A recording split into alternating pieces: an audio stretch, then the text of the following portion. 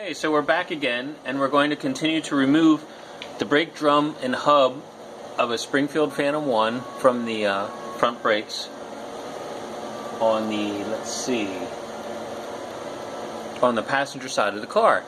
So anyway, the first thing we do after we have our wheel taken off is we take out this retaining ring. Be careful not to let it fling out on you and hit you in the eye or anything. You should be wearing eye protection when you're doing any kind of work like this anyway. So we get that item out, and then we notice that we have an 8-sided cap in here that needs to come out.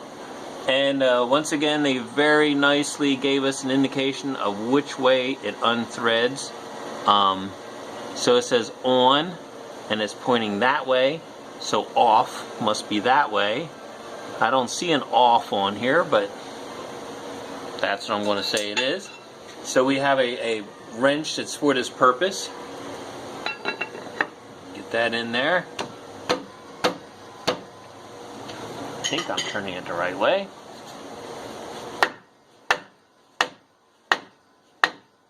Not.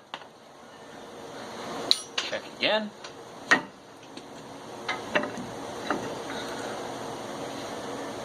Nah, I was turning it the okay, so we want to go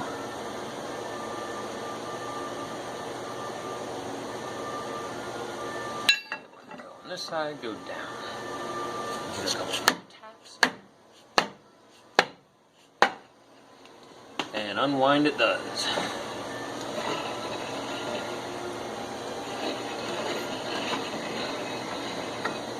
And then once we get this grease cap off, show it to you here. Then we have the castellated nut that actually holds the drum on.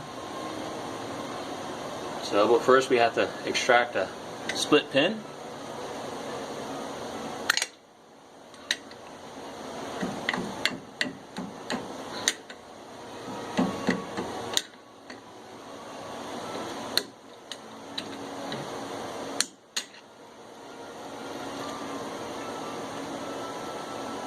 Okay, split pin's out, and now I need to get a big socket to fit this and undo it. So hang on just one moment, I'll be right back.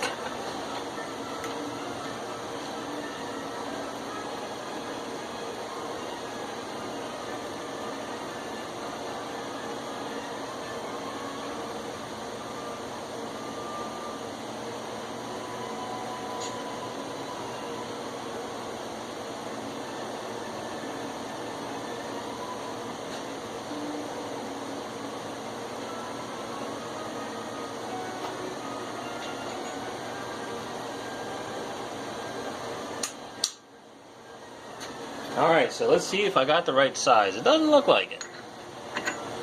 So, I will turn the camera off just for a moment. And unwind it does.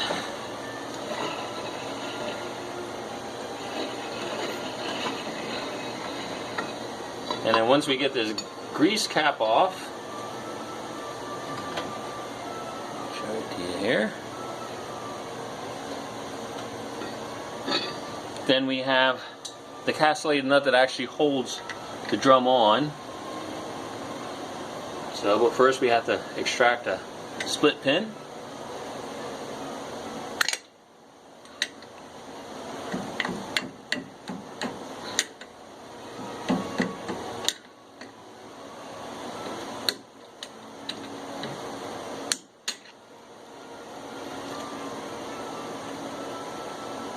Okay. Split pin's out, and now I need to get a big socket to fit this and undo it. So hang on just one moment, I'll be right back. I am back. The socket size is 1.5 inches, so we just put that on there. We will need a breaker bar to get her loose, and I might have forgotten that, but that's quickly at hand. Okay, so with the breaker bar, just undo her like that, And on this side of the car, it is a right-hand thread.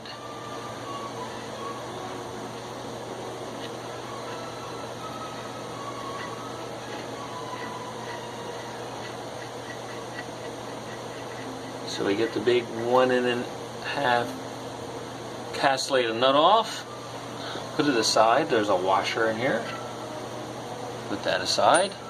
Now sometimes, and since I had this drum off not that long ago, you don't need much of a puller to get it off.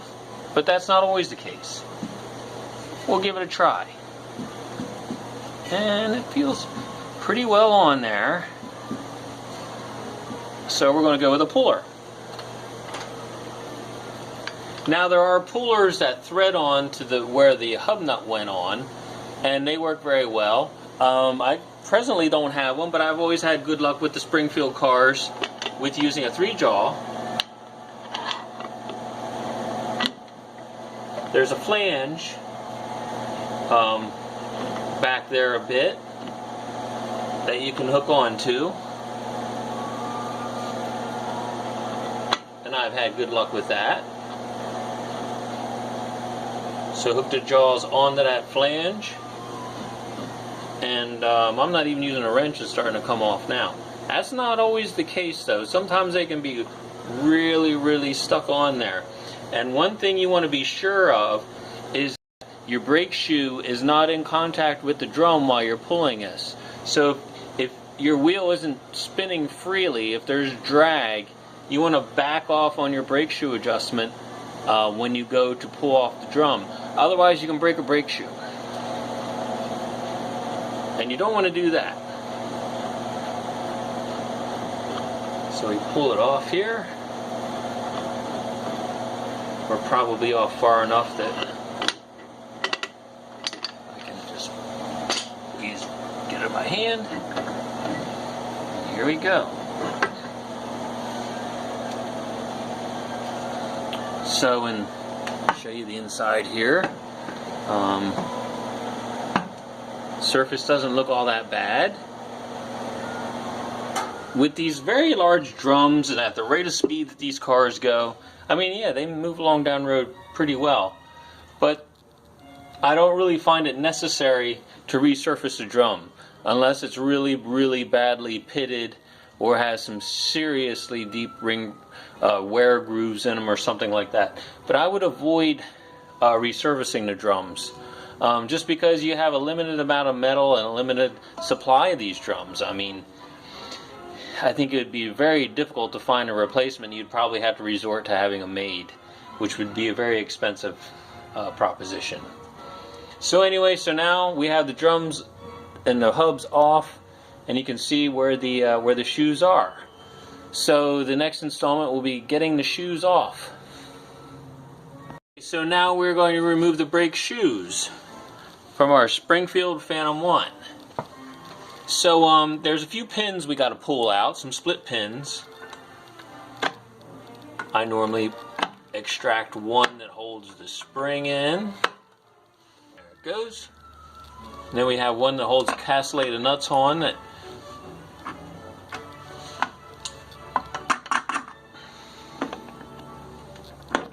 if you don't like pulling split pins, don't work on Rolls-Royce cars. These pre-war Rolls-Royce cars. And then we have another one down here.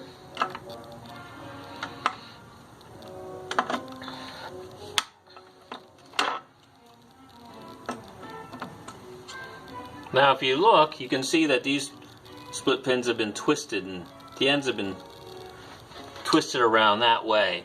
And that was done to keep the ends from dragging onto the brake drum. So when you go back together, make sure you do it that way, or you're going to have a pretty loud scrapey noise to deal with.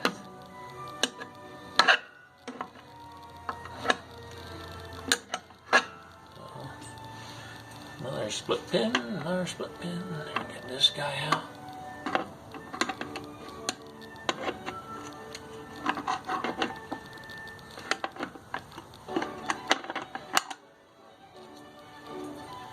And we can leave this one in, it's going to come out with the shoe. So that's all our split pins. So we might as well go ahead and remove the one pin that's right in here. Well, I don't think we're going to actually be able to get it out because it's going to hit the backing plate. So we'll leave that in place. We can take care of that as we take the shoe out. So we'll start with the bottom castellated nuts here because we have to take this plate off.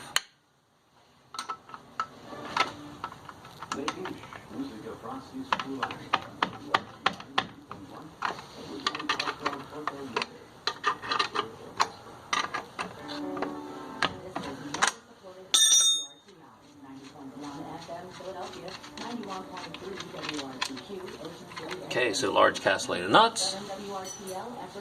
And then we got to get these guys off. Oops, wrong size.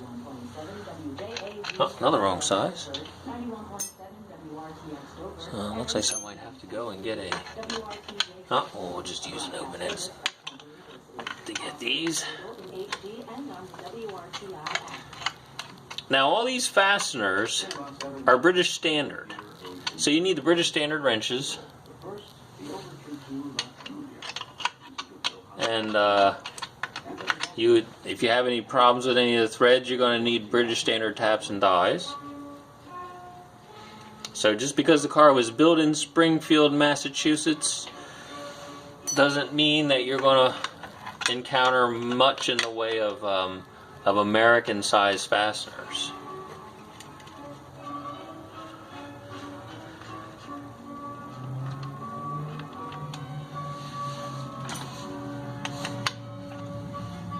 So when they made these cars, they wanted them to be as close to their English counterparts as possible. Now the early Springfield Silver Ghosts were identical to the British. They were right-hand drive and they used all British componentry. And then as the car developed and came along, then they sort of, we'll say that they Americanized them some.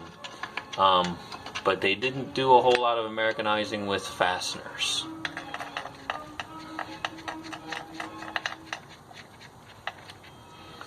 So we get those few off, and then there's a little sneaky one up here. It's a 1/4 inch.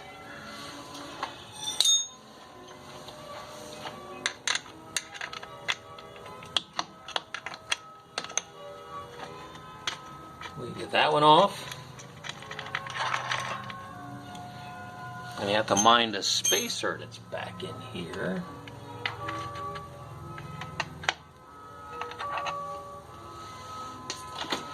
So at this point in time, we can extract this plate. Keep these washers from... lock washers are a one-purpose or a once and done type of piece of equipment. So these will get thrown away and replaced. Again, this is all British standard hardware, but the size is 5/16, so you just go and get a 5/16 lock washer, and there you have it.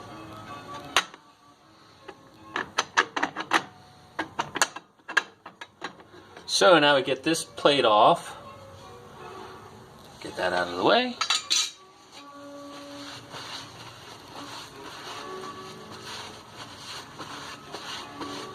Then we can start to work the shoes back a little bit, I think.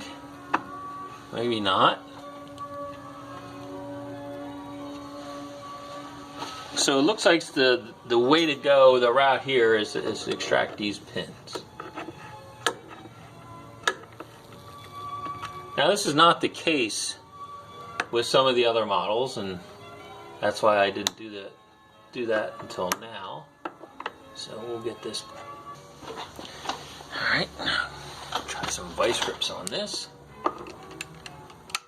They don't make vice grips like they used to. It used to be vice grips really grip things. Nowadays, they're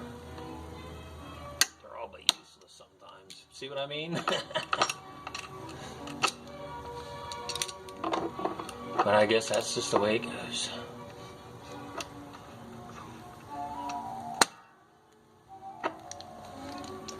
So let me just... Oh.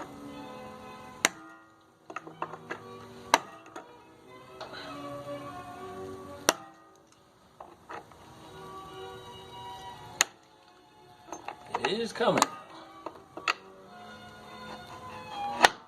Alright. And one thing to remember to do is take these off.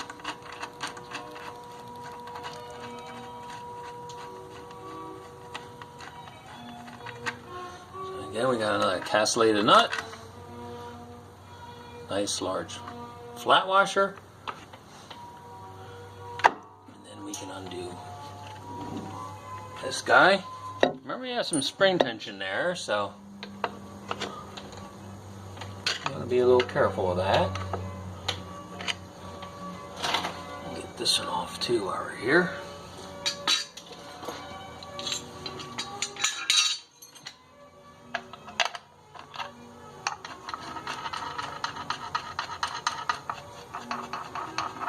Okay. See what I mean? So, we can get this shoe off.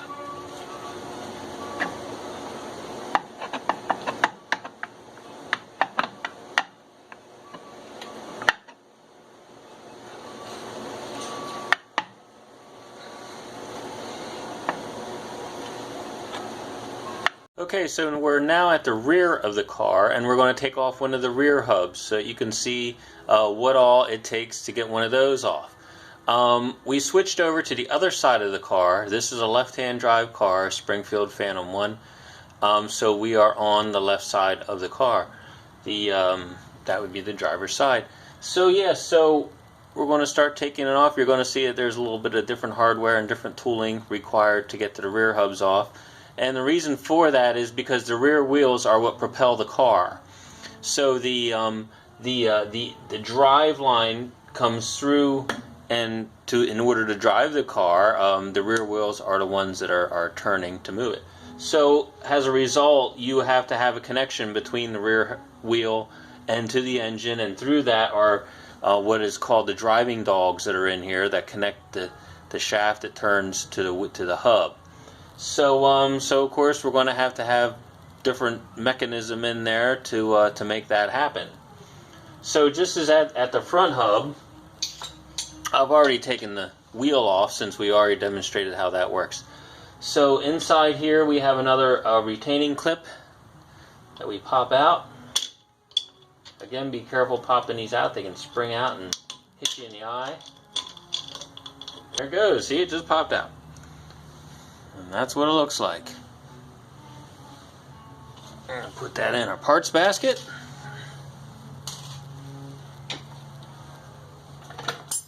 Now, unlike the front, this grease cap is hex, like a typical hex, and it takes a 1.5 inch size socket. Let me see which way it comes off. Can't quite see, but I think it comes off this way. Doesn't have to be terribly tight, and I think I was the last one that had this one off, so that's why it wasn't terribly tight.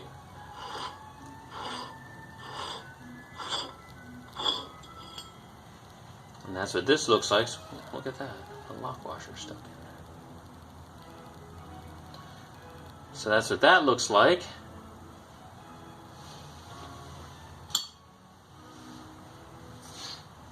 And then in here,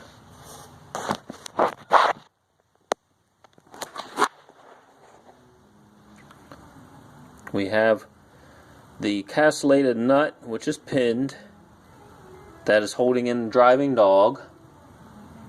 So we'll get that pin and castellated nut out.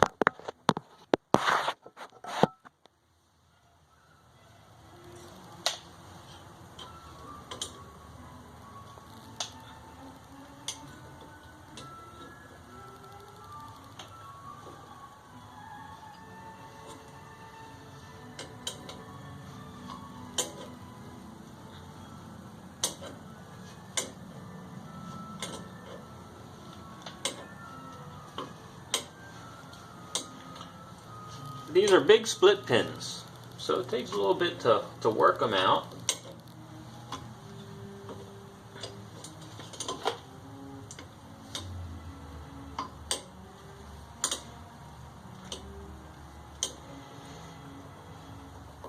if your drums hubs have never been off a car, and I mean by never been off, I mean by since the factory put them on, then there's a chance that you'll find a little lead, what they call a seal in here.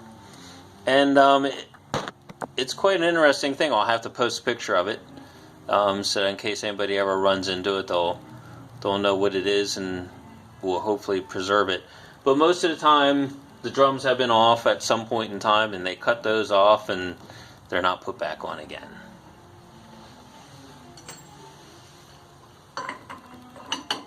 So now this one is also the 1.5 inch size socket.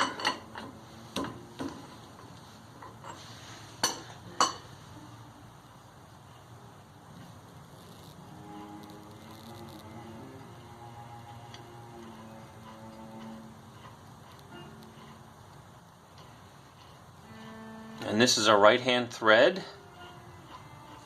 So left side of the car, right-hand thread, and I believe the right side of the car is left-hand thread. So there's the big castellated nut.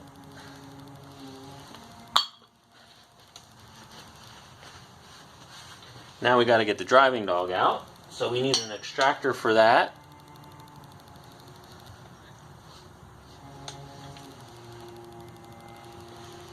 And it attaches with these two British Standard 5/16 bolts. Hopefully I have the right ones here. Sometimes the driving dogs are loose enough that you can just pull them out by hand. We'll see before we put the tool on. And there it is. There is the driving dog. And there's also the washers right on there. We'll take these off so you can see them. We have one that has a spline in the inside of it. So now if you were, sometimes these driving dogs are in quite tightly. And when that's the case, then this puller is needed. So it goes on like this when it's really stuck in there. You have these threaded holes.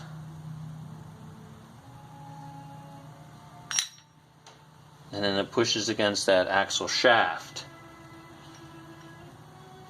And the number on the driving dog puller for large horsepower cars is R2831. That's the tool part number.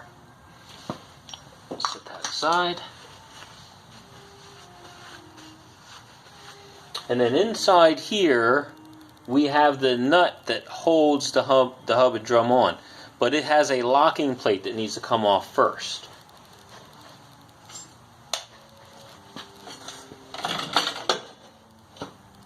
And it is held on with three 3BA, I believe 3BA nuts.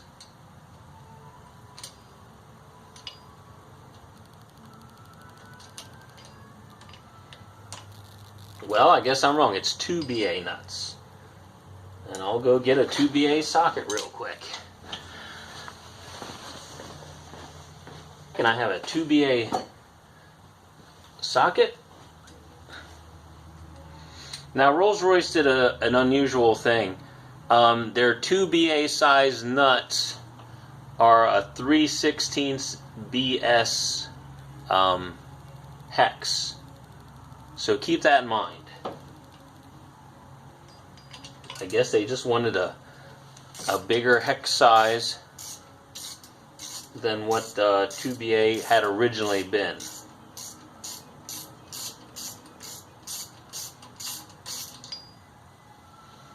So we take out each nut. There's 3 of them.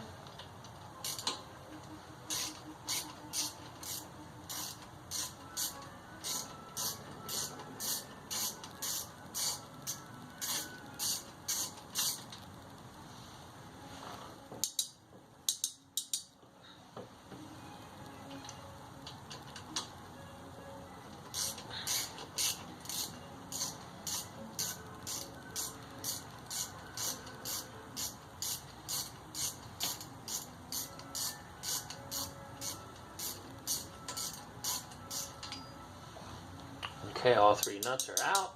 Put those into the parts basket here.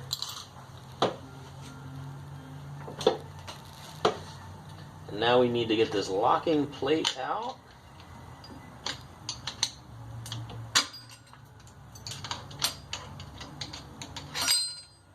And that's what this looks like. A locking plate there. This is the tab that lines up and then it's held in.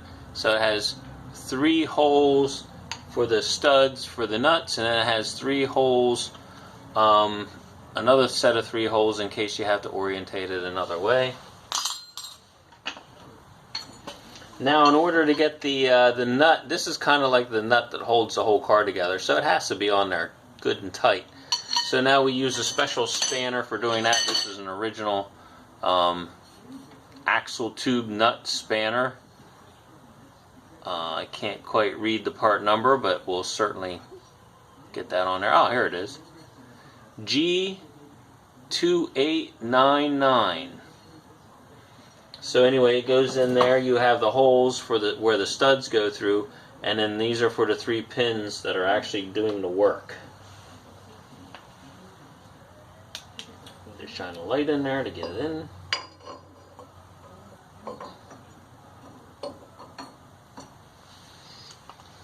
And when you look in here, you'll see an arrow that says off and on. I can't quite see it, but we will see which way it wants to go.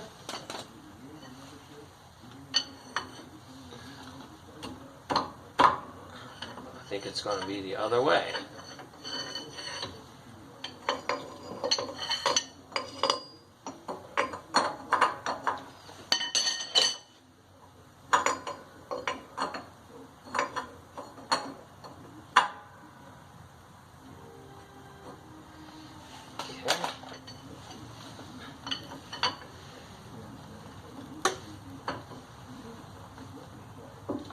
Nope, it does go this way.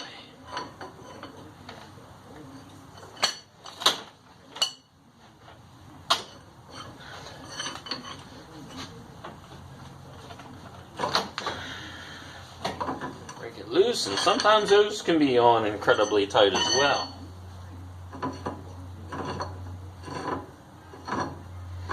There's good and tight, and then there's incredibly tight.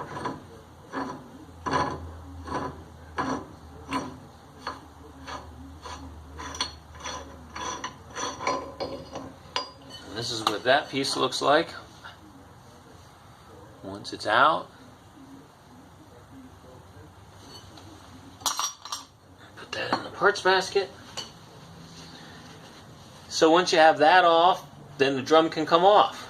We'll see if it'll pull off easily or if it's going to need a puller. Looks like we're going to need a puller. Again, I feel fine using a 3-jaw.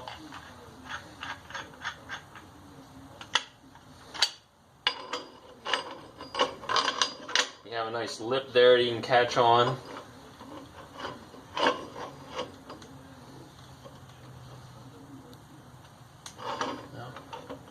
Actually, I have 2 nice lips. I'll try the inner one this time.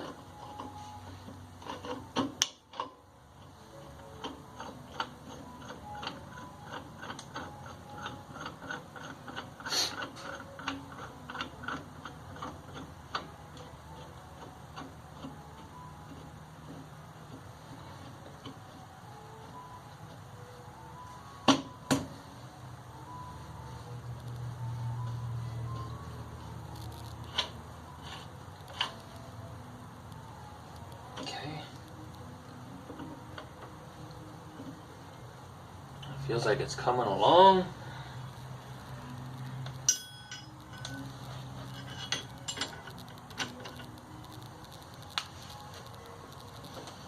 And it is, and again, sometimes these can be incredibly tight.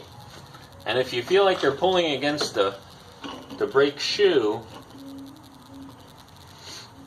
You want to turn off your, back off on your adjustments. Make sure your handbrake is released.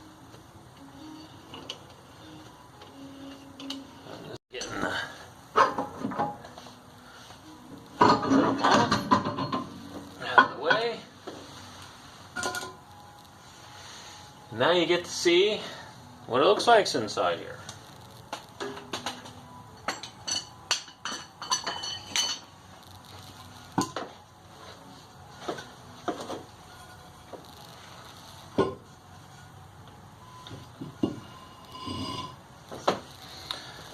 So we have two sets of brake shoes. The inner ones are for the handbrake, and the outer ones are for the foot brake.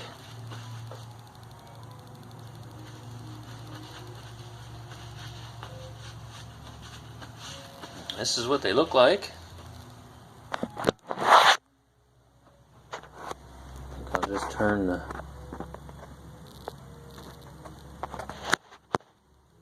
Turn the camera around. I guess I can't. Oh, maybe I can.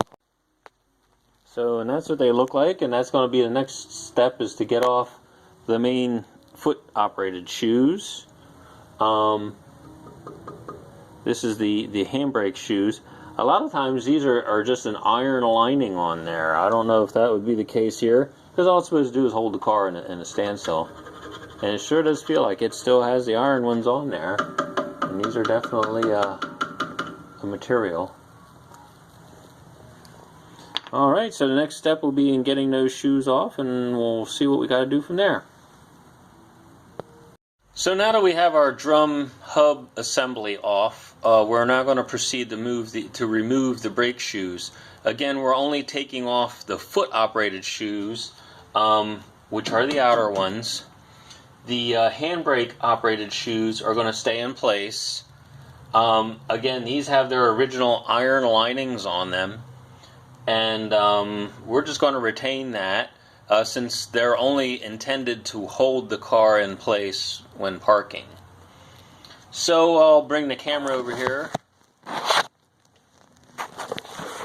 and show you the first thing to remove are these small 2BA bolts right here, where the springs hook on.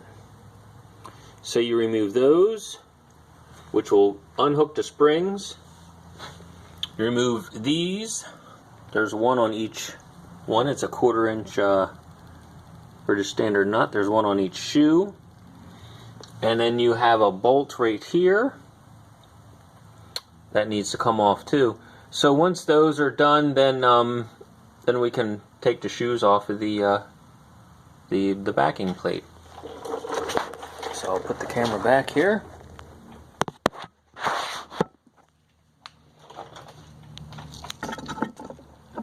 Bring it up in closer maybe.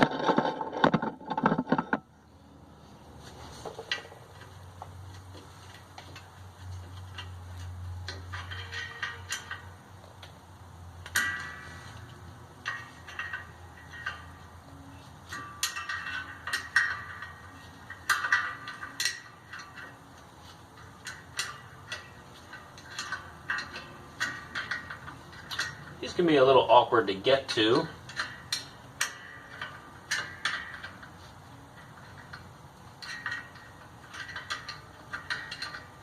And of course they're going to require a wrench coming out most of the way, since they're sort of held in place there with some spring tension.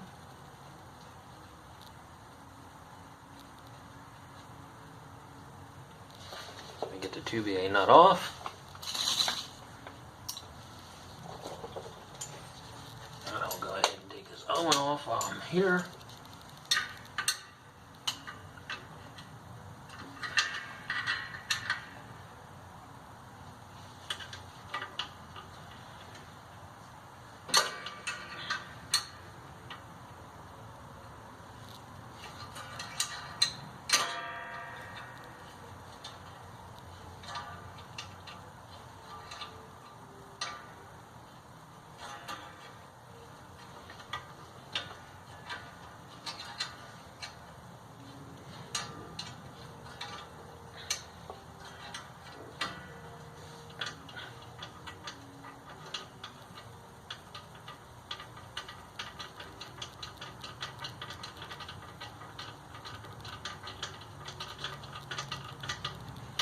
Okay, so we have both of the nuts off.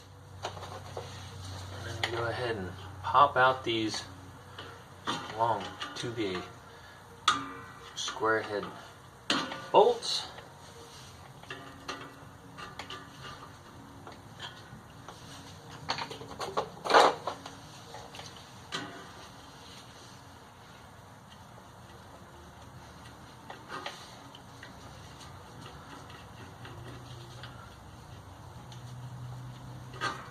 Let me go get a proper pair of pliers real quick. Pull them out.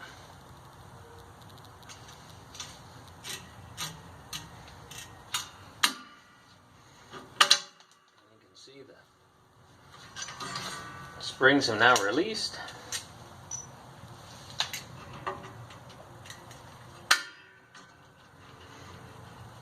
Both sides are going to be under the tension of their own springs. I'm going to keep track of these spacers.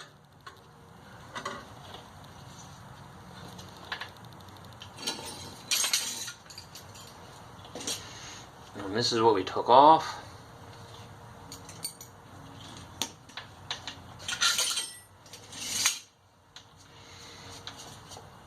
Then we move on to these 1/4 inch X nuts here.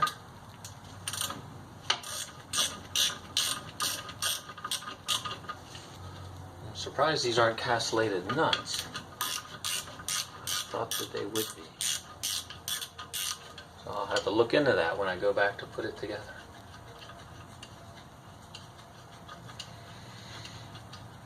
So we take off our nut.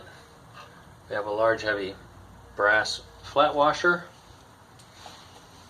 Keep track of those. Do the same with this other one.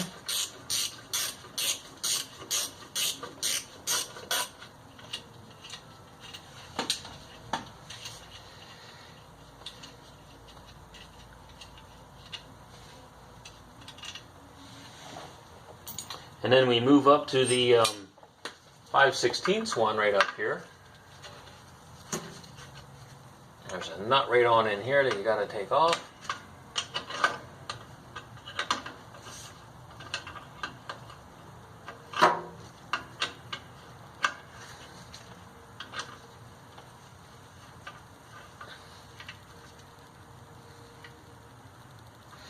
Everything on this car is in nice shape. So you just sort of, once you get the nuts and bolts loose, then they undo very easily. Unlike some cars which had some exposure to all sorts of bad environments and things that cause them to rust, and then you're fighting nuts and bolts the whole way through. So if you have one of those cars, I apologize for making this look a lot easier than what it may be for you. The nut rolled away, so I'm going to just gather that.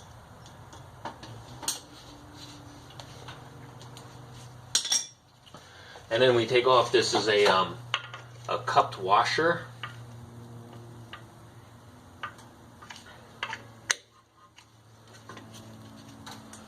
And that should just sort of pop off of there. I need to give it a little tap with a hammer.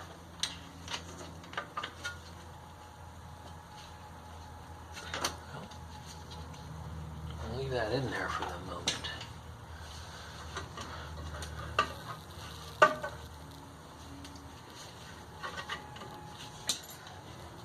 So now the springs are falling off on me.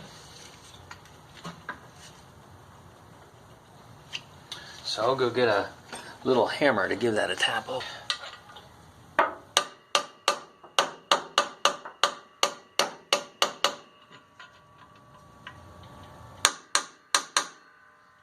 Get it started. Okay. That's what that looks like. See, that's that recess in there engages on the flange here of these shoes.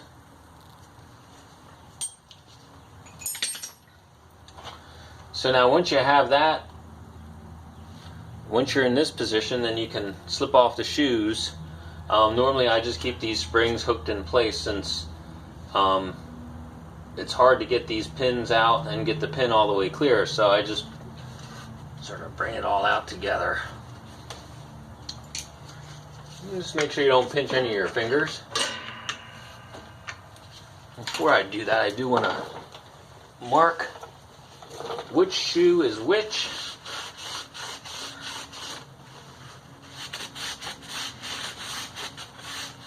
It's always a good idea to mark whatever you can, wherever you can, and as often as possible. And we'll call that bot, which would be for bottom, and this is drivers. Since I have the passenger side off, we'll make sure we get the right side notated. And that one we're going to call top drivers.